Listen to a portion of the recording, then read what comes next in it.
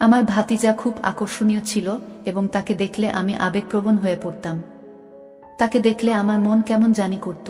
একদিন আমি সিদ্ধান্ত নিলাম, এই সুযোগে আমি আমার ইচ্ছা পূরণ করব।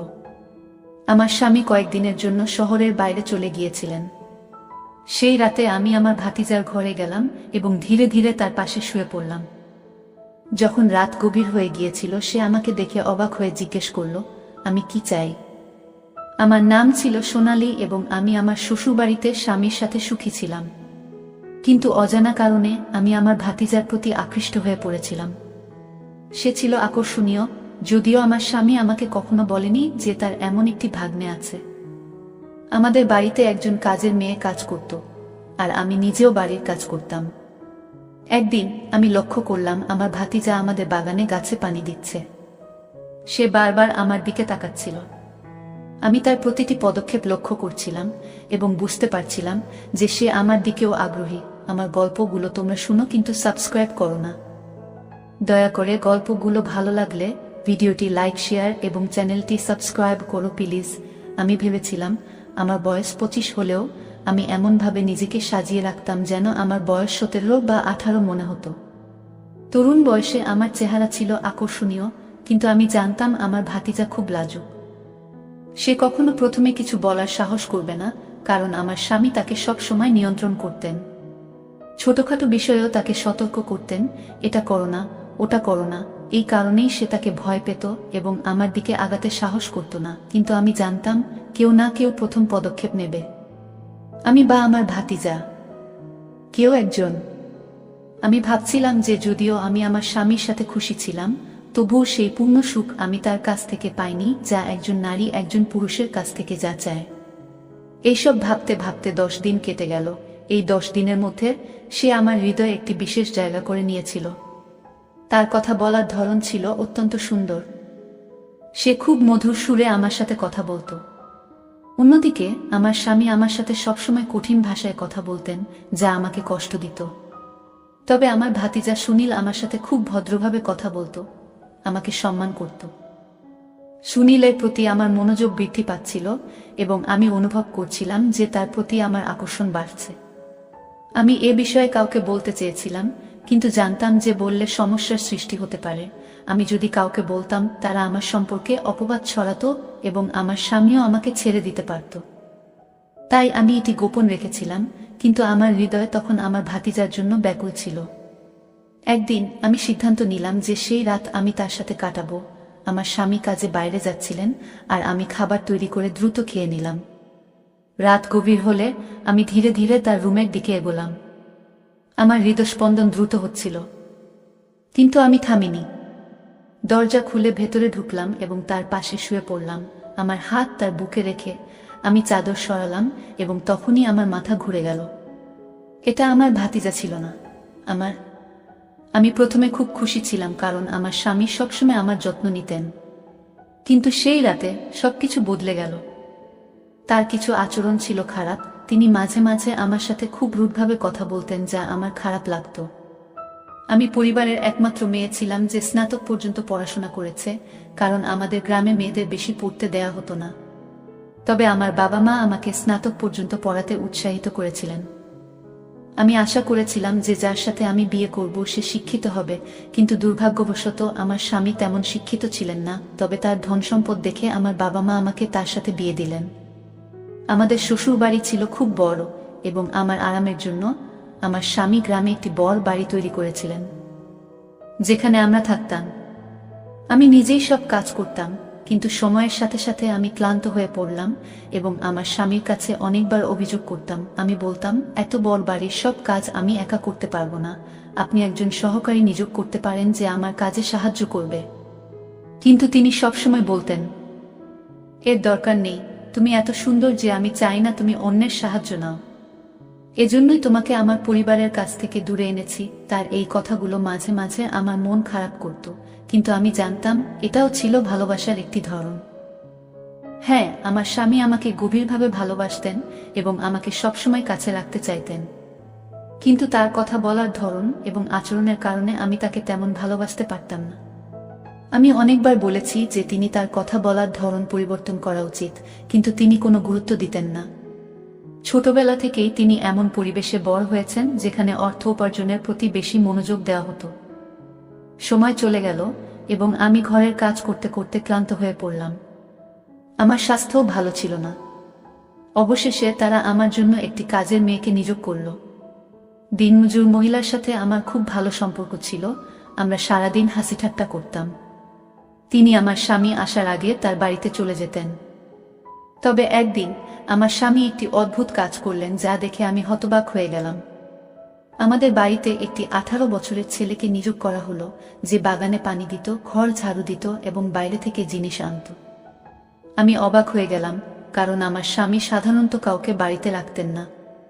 আমি জানতে চাইলাম কেন এই ছেলে এখানে আছে, কিন্তু আমার স্বামী বললেন, তুমি ক্লান্ত হয়ে পড়ছো, তাই আমি চাই এই ছেলে তোমাকে সাহায্য করুক। আমি অবাক হলাম যখন শুনলাম সেই ছেলেটি আমার স্বামীকে মামাজি বলে ডাকছে। তখন আমি বুঝতে পারলাম তিনি আমার স্বামীর ভাইপো। আমার স্বামী তাকে বাড়ির কাজে নিয়োগ দিয়েছেন। এই পরিস্থিতি দেখে আমি ভাবলাম, আমার স্বামী হয়তো আমার প্রতি সন্দেহ করছেন এবং আমার চরিত্র পরীক্ষা করতে চান। এটি ছিল তার এক বন্ধুর পরিকল্পনা, যিনি তার মতোই অশিক্ষিত ছিলেন। এই চিন্তা আমাকে দুশ্চিন্তায় ফেলে দিল, কিন্তু আমি জানতাম আমাকে বুঝদার হতে হবে। ভয়ে আমার মনটা এক মুহূর্তের জন্য থেমে গিয়েছিল। ভাবলাম এই সন্দেহ আমাদের সংসার ধ্বংস করবে। তবে আমার স্বামীর আচরণ আমাকে বলেছিল যে এটি সেরকম নয়, তিনি কেবল সাহায্য করতে চেয়েছিলেন। 4 দিন ধরে সেই ছেলেটি আমাদের বাড়িতে কাজ করছিল, কিন্তু আমি এখনো তার সাথে দেখা করিনি। 4 দিন পর যখন তাকে দেখলাম, আমি অবাক হয়ে গেলাম। সে খুব সুদর্শন ছিল। এমন সুদর্শন ছেলে আমি আগে দেখিনি। আমি যেন এক মুহূর্তের জন্য মুগ্ধ হয়ে গেলাম, কিন্তু আমার স্বামী আমার কাঁধে হাত রেখে আমাকে বাস্তবে ফিরিয়ে আনলেন। তিনি জিজ্ঞেস করলেন, সব ঠিক আছে তো? তারপর তিনি বললেন, এখন তোমার পরিচয় করিয়ে দিই। এই ছেলেটি আমার বন্ধুর ছেলে, সে খুব গরিব। আমার বন্ধু অনুরোধ করেছিল যাতে আমি তাকে এখানে এনে কাজ দিই। আমি তার দিকে তাকিয়ে থাকলাম, তার চেহারা খুব সুন্দর ছিল। আমার স্বামী সবকিছু বুঝতে পেরেছিলেন, তাই তিনি আমাকে সেখান থেকে নিয়ে ভিতরে চলে গেলেন। হাঁটতে হাঁটতে আমি একবার বা দুবার ফিরে তাকালাম। এরপর আমি সেই ছেলেটির সাথে কথা বলতে শুরু করলাম। সে খুব ভালো কাজ করত এবং তার কথা বলার ধরনও সুন্দর ছিল।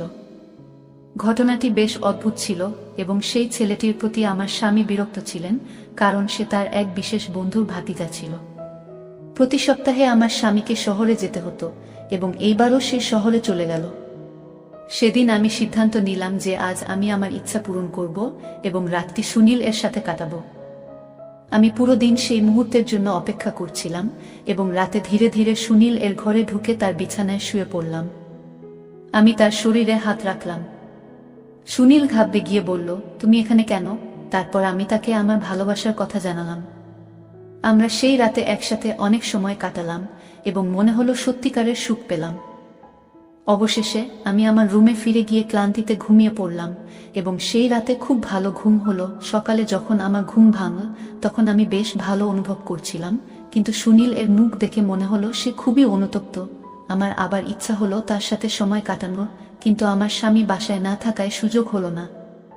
তবে আমি সুনীল এর রুমে গিয়ে ধীরে ধীরে তার পাশে শুয়ে পড়লাম এবং তার গায়ে হাত রাখলাম। সে সঙ্গে সঙ্গে কথা বলতে শুরু করলো। আমি চাদর সরাতেই চমকে উঠলাম, কারণ সেখানে আমার 18 বছরের ভাতিজা নয়, আমার নিজের স্বামী শুয়েছিল। আমার চোখ বিস্ময়ে বড় হয়ে গেল এবং আমি ভয়ে কেঁপে উঠলাম। স্বামী রেগে গিয়ে আমার মুখে চড় মেরে বলল, তুমি কি ভেবেছিলে তুমি এটা করতে পারবে আর আমি জানব না? সুনীল আমাকে সব বলেছে গত রাতে। তিনি আরো বললেন, আমি অনেক দিন ধরে তোমার চালচলন লক্ষ্য করছিলাম। তোমার সব পরিকল্পনা আমি জানতাম। তুমি আমাকে ঠকাতে চেয়েছ। আমি এই কথা শুনে ভীষণ কষ্ট পেলাম এবং ভয়ে মরে যেতে চাইলাম, কিন্তু এটাকে স্বপ্ন মনে করে উপেক্ষা করেছিলাম। কিন্তু এখন বাস্তবতাটা আমার সামনে দাঁড়িয়েছিল। স্বামীর রাগ এবং দুঃখ তার মুখে স্পষ্ট ছিল এবং তার চোখে হতাশা এবং ক্ষোভ দেখতে পাচ্ছিলাম। তার সেই দৃষ্টিতে আমি কাঁপতে লাগলাম, মাথা ফেটে যাচ্ছিল, শ্বাস নিতে পারছিলাম না। আমার স্বামী বললেন, তুমি তোমার নিজস্ব ফাঁদে পড়েছ। তুমি শিক্ষিত হলেও ভালো মেয়েদের মতো আচরণ করনি। আমি তার হাত থেকে নিজেকে ছাড়িয়ে নিয়ে আমার রুমের দিকে দৌড়ে গেলাম, আর সে আমার পেছন পেছন আসছিল। আমি ভয়ে কাঁপছিলাম, কারণ আমি জানতাম এখন আমার সাথে কি ঘটতে যাচ্ছে। আমার স্বামী আমাকে জীবিত ছেড়ে দেবেন না, এবং এটা আমার প্রাপ্য ছিল। এত ভালো স্বামী থাকা সত্ত্বেও আমি অন্যায় করেছিলাম। শয়তানের ফাঁদে পড়ে রুমে ঢুকে দেখি তিনি কোথাও নেই। ভয়ে আমি সেখানেই থেমে গেলাম, কারণ আমার সামনে মৃত্যুর ভয় ছিল। তিনি বাইরে থেকে জোরে জোরে ডাকতে লাগলেন, তুমি যদি 5 মিনিটের মধ্যে বাইরে না আসো, তাহলে আমি তোমাকে ডিভোর্স দিয়ে দেব। এই কথা শুনে আমার মনে হলো মৃত্যুর চেয়েও খারাপ কিছু। আমি বাইরে এসে তার পায়ে পড়ে বললাম, আমাকে মাফ করে দাও, আজ থেকে আমি এমন কাজ করব না। আমি আমার আবেগের কাছে হেরে গিয়েছিলাম। সে আবার আমার মুখে থাপ্পড় মেরে বলল, তুমি খুবই অসভ্য, তোমার লজ্জা নেই। আজ তোমাকে জীবিত রেখে দেব না। তিনি একটি লাঠি নিয়ে আমাকে মারতে শুরু করলেন। আমি আমার কাজের জন্য ক্ষমা চাইতে লাগলাম, কিন্তু তিনি থামলেন না। তিনি যন্ত্রের মতো মারতে লাগলেন। এই আমার সেই স্বামী, যিনি আগে আমার জন্য জীবন দিতেন। আমার স্বামী সবসময় আমার যে কোনো সমস্যার পাশে দাঁড়াতেন এবং আমার সামান্য অসুবিধাতেও উদ্বিগ্ন হতেন। কিন্তু আজকের দিনটা আলাদা ছিল। রাগের বশে তিনি সম্পূর্ণ মেজাজ হারিয়ে ফেললেন এবং থামার কোনো লক্ষণ দেখালেন না। আমি তাকে ধাক্কা দিয়ে দূরে সরানোর চেষ্টা করছিলাম, ক্ষমা চাইছিলাম, কিন্তু তিনি কিছুতেই থামতে রাজি ছিলেন না। অবশেষে তিনি ক্লান্ত হয়ে লাঠি ফেলে দিয়ে বিছানায় বসে পড়লেন এবং আমার দিকে তাকিয়ে বললেন, আমি তোমাকে অনেক ভালোবাসি। তিনি আরও বললেন, তোমাকে এত সম্মান দিয়েছি, ভালোবাসা দিয়েছি, কিন্তু তুমি সব নষ্ট করে দিয়েছ। আমার সম্মান তোমার কাছে মূল্যহীন ছিল। তোমাকে মাথার মুকুট বানিয়েছি, কিন্তু তুমি তার যোগ্য ছিলে না। আমি তার দিকে তাকিয়ে বললাম, তুমি যদি আমার সাথে সঠিকভাবে ব্যবহার করতে এবং সঠিকভাবে কথা বলতে, তাহলে আমি কখনো এমনটা করতাম না। আমি শুধু তোমার দিকেই মনোযোগী হতাম। আমি তোমাকে অনেকবার বলেছি তোমার কথা বলার ভঙ্গি বদলাতে, কিন্তু তুমি কখনো শোনোনি। তিনি বললেন, তুমি আমার কথায় পাত্তা দাওনি, তাই আমিও পাগল হয়ে গেছি। কেন ঘরের ভিতর এমন করেছ?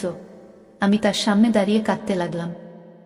তিনি বিষণ্ণ চোখে তাকিয়ে বললেন, আমি তোমাকে এত সম্মান দিয়েছি, এত ভালোবাসা দিয়েছি, আর তুমি আমাকে এই শিক্ষা দিয়েছ যে আমার অনুপস্থিতিতে তুমি অন্য কারোর সাথে ঘুমাতে পারো। আমি তার দিকে তাকিয়ে বললাম, এর জন্য তুমিও দায়ী। তুমি যদি আমাকে সঠিকভাবে ভালোবাসতে, আমি কখনো এমনটা করতাম না। আমি তোমাকে একটা সুযোগ দিয়েছিলাম। প্রথম 2-3 দিন সব ঠিকঠাক ছিল, কিন্তু তারপর তুমি অনেক দিন আমার থেকে দূরে থাকলে, আমাকে ঠিকমতো সময় দিলে না। তখন আমি কি করব? আমি অন্য কারো প্রতি আকৃষ্ট হয়ে পড়লাম। আমার কি দোষ ছিল বলো? তুমি যদি ওকে রাখলে এত সব নাটক হতো না। আমি আমার ভুল মানতে রাজি নই। সে তখন একই কথা বলতে লাগল যে সে আমাকে পরীক্ষা করছে। দেখো, আজ আমার সন্দেহ বিশ্বাসে পরিবর্তিত হয়েছে এবং আমি খুব দুঃখিত যে তোমার মতো একটি মেয়ে আমার স্ত্রী। তখন তার কণ্ঠে শুধু দুঃখ ছিল। আমি সেই কথাটি শুনেছিলাম। আমার আফসোস ছিল যে আমার স্বামী আমাকে এত ভালোবাসলেও আমি তাকে ঠকাতে চেয়েছিলাম। কিন্তু আমি আমার ইচ্ছার কাছে